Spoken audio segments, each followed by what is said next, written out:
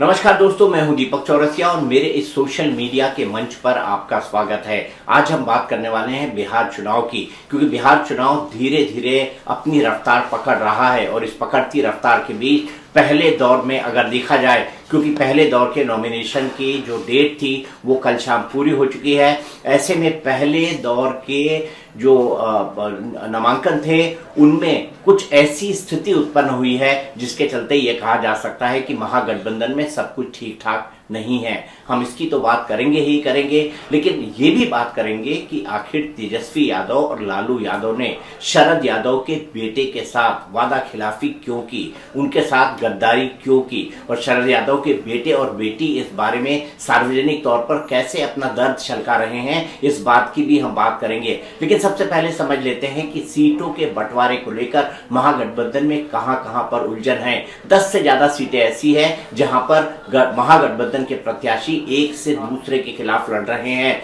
यह चुनाव 243 सीटों का है और अगर पिछले बार के चुनाव परिणाम की बात करें तो 2020 में मात्र 3 या 4 सीटों के अंतर के चलते आरजेडी सरकार बनाने से रह गई थी। ऐसे में अगर 10 सीटों पर वो एक दूसरे के खिलाफ कैंडिडेट दे रहे हैं तो ये उनकी अपने आप में बहुत बड़ी कमजोरी है। इसके अलावा ये भी समझा जाएगा कि आखिर ये स्थिति क्यों बनी है। दरअसल इस स्थिति के बनने के कारण ये है कि तेजस्वी यादव, राहुल गांधी और उसके अलावा मुकेश सहनी, इन तीनों ने जिस तरीके से तालमेल करना था वो तालमेल नहीं किया। लेफ्ट के दीपांकर भट्टाचार्य पूरी कोशिश करते रहे कि लालू यादव, तेजस्वी यादव, राहुल गांधी और साथ ही साथ मुकेश सहनी की कोई अंडरस्टैंडिंग बन जाए, लेकिन ऐसी अंडरस्टैंडिंग मुकेश सहनी की बन नहीं पाई और बन नहीं पाई के चलते हालत ये हुआ कि अब सब एक दूसरे के खिलाफ ताल ठोक रहे हैं और ये कंफ्यूजन महागठबंधन के लिए बेहद खतरनाक हो सकता है।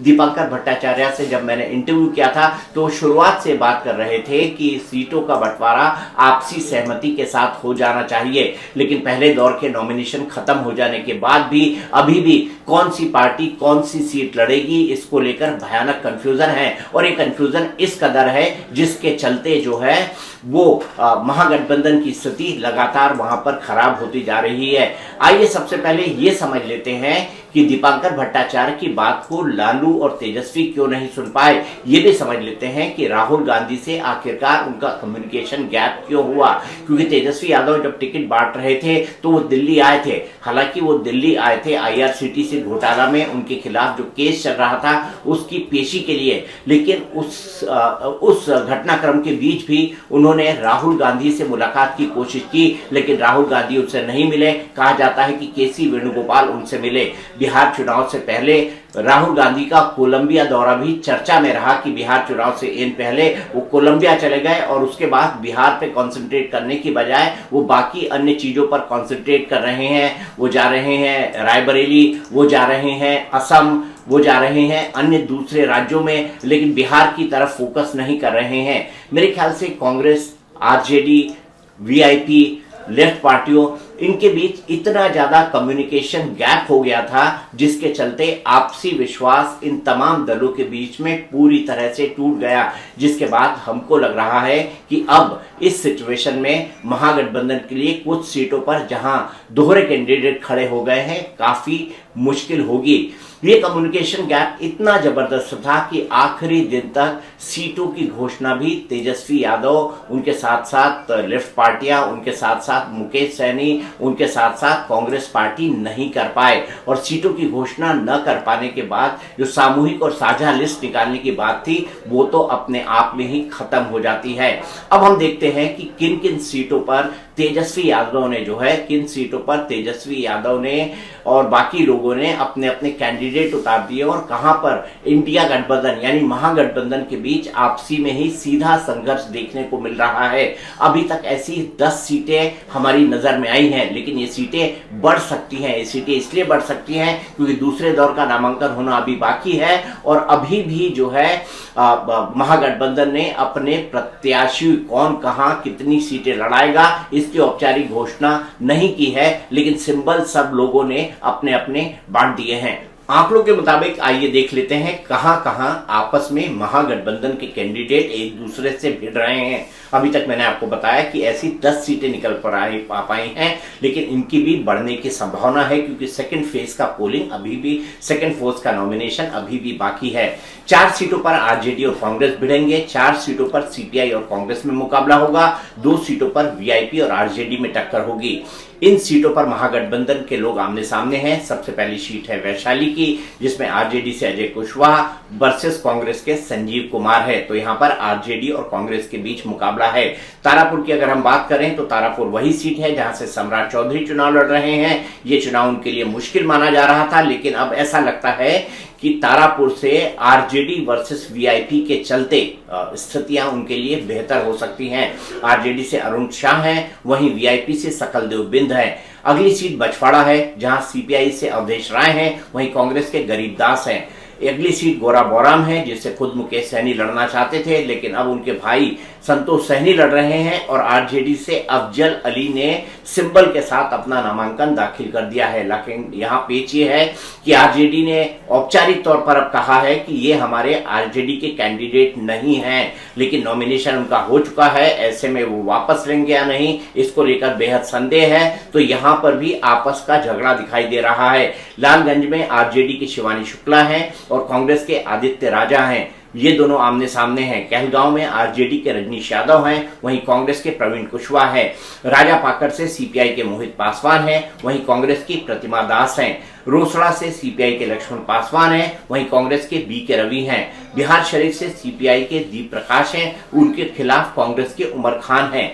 वारसलीगंज से आरजेडी की अनीता देवी हैं, उनके खिलाफ कांग्रेस के मंटन सिंह हैं। तो ये तो वो सीटें हो गई जिन सीटों पर महागठबंधन के लोग आपस में भिड़े हुए हैं। अब जब महागठबंधन के लोग अगर यहाँ पर आपस में भिड़ गए हैं तो कुछ लोग कह रहे हैं कि क्या इससे एनडीए को फायदा होगा या एनडीए को नुकसान। मेरा यह मानना है कि अगर महागठबंधन के लोग आपस में एक दूसरे का वोट काटेंगे तो इससे उनको कोई फायदा नहीं होने वाला, बल्कि इससे एनडीए को नुकसान ही हो सकता है। ऐसे में 10 सीटों पर जो महागठबंधन है उसका भविष्य दांव पर लग गया है।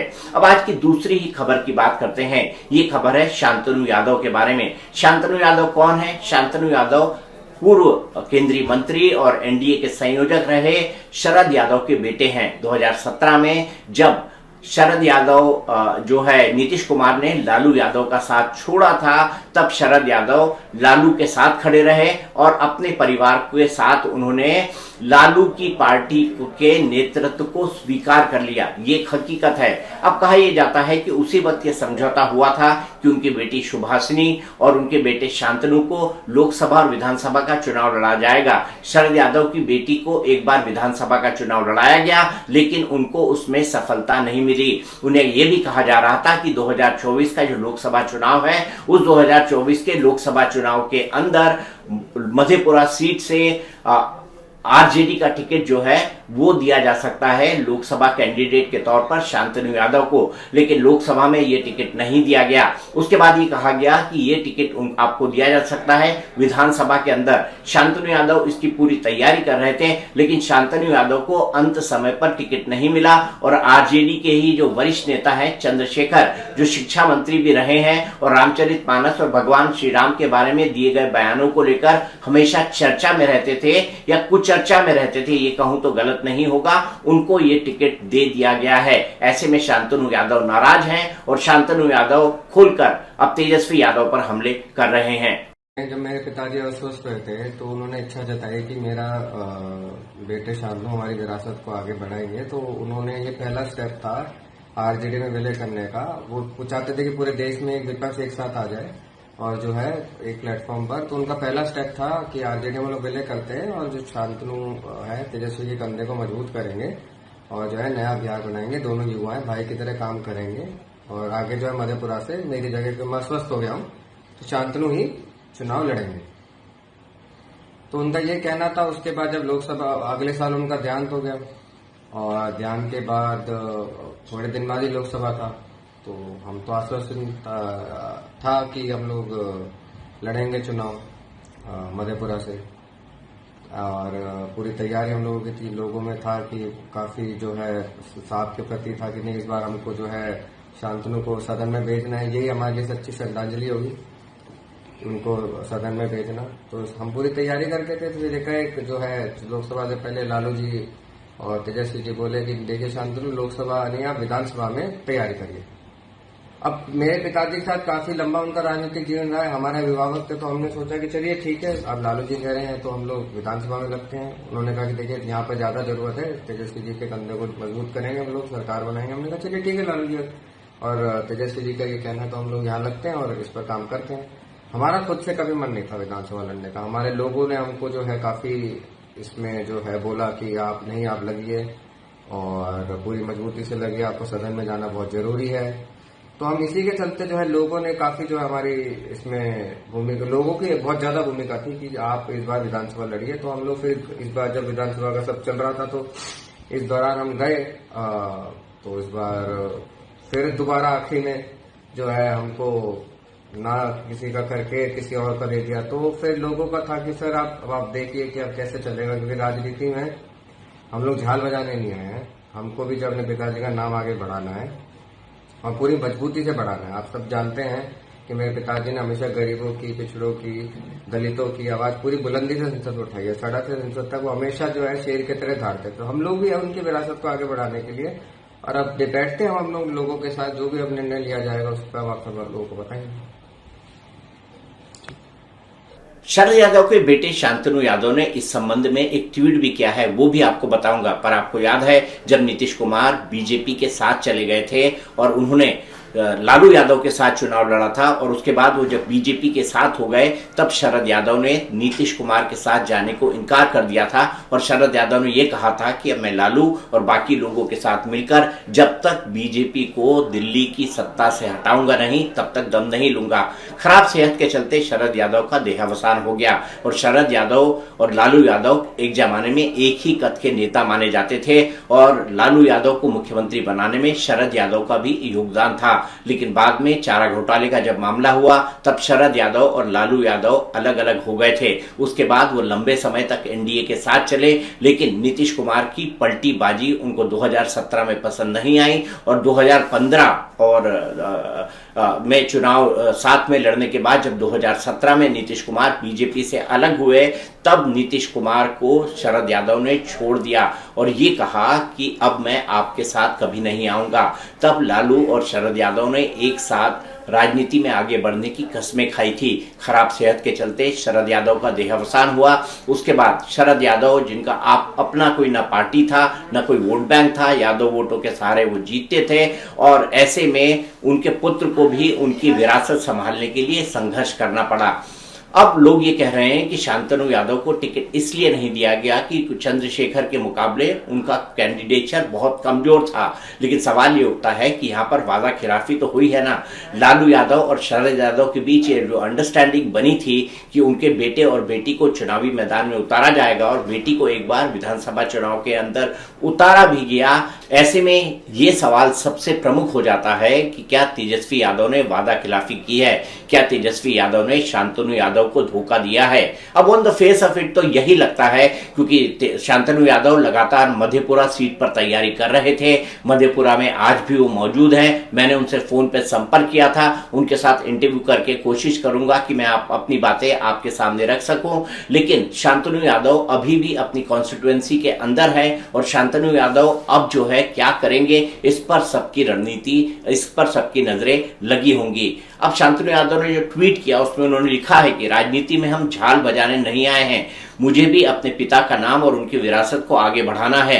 मेरा विरोध सिर्फ आवाज उठाना नहीं बल्कि जिंदा होने और अपने हक के लिए डटे रहने का सबूत है, ये शांतनु ने लिखा है। उस पर उनकी बहन ने क्या कहा है, क्योंकि शांतनु जो है 4 दिन तक तेजस्वी यादव की तारीफ कर रहे थे, क्योंकि तेजस्वी यादव ने अपने ट्वीट में 2 दिन पहले लिखा था, 4 दिन पहले लिखा था कि जब तक दंगाई और संविधान विरोधी बीजेपी सत्ता में है और मेरी उम्र है बीजेपी से लड़ते रहेंगे। तूफानों से लड़ने में मजा ही कुछ और है। हमने संघर्ष पथ चुना है, संघर्ष पथ पर चलते चलते अच्छे मुसाफिर बन निश्चित ही मंजिल प्राप्त करेंगे। और शांतनु यादव ने इसका जवाब में लिखा था, हम लड़ेंगे और जीतेंगे। अब शांतनु यादव के इसी ट्वीट पर सुभाषिनी क्या कह रही हैं वो भी मैं आपको बता देती हूं। उन्होंने तो और बड़ा हमला बोला है तेजस्वी यादव पर। और लालू यादव के परिवार पर, क्योंकि आपको पता होगा तेजस्वी यादव के कहने पर तेज प्रताप को परिवार से निकाल दिया गया और उसके बाद क्या परिस्थितियां बनी। अब तेज प्रताप यादव महुआ से अपनी पार्टी बनाकर चुनाव लड़ रहे हैं। यूं तो उनको इंडिपेंडेंट माना जाएगा क्योंकि उनकी पार्टी अभी रजिस्टर्ड नहीं है। तो सुभाषिनी ने यहां पर लिखा है जो अपने खून के नहीं हुए वो दूसरों के क्या सगे होंगे, जो अपने ही परिवार के वफादार नहीं वो किसी और के लिए कैसे भरोसेमंद हो सकते हैं। ये विश्वासघात की पराकाष्ठा है और उनकी असहजता का उत्कृष्ट उदाहरण है। जो षड्यंत्र इन्होंने रचा है अब वही षड्यंत्र इनके खिलाफ जनता रचेगी। तो ये बड़ा सीधा हमला है।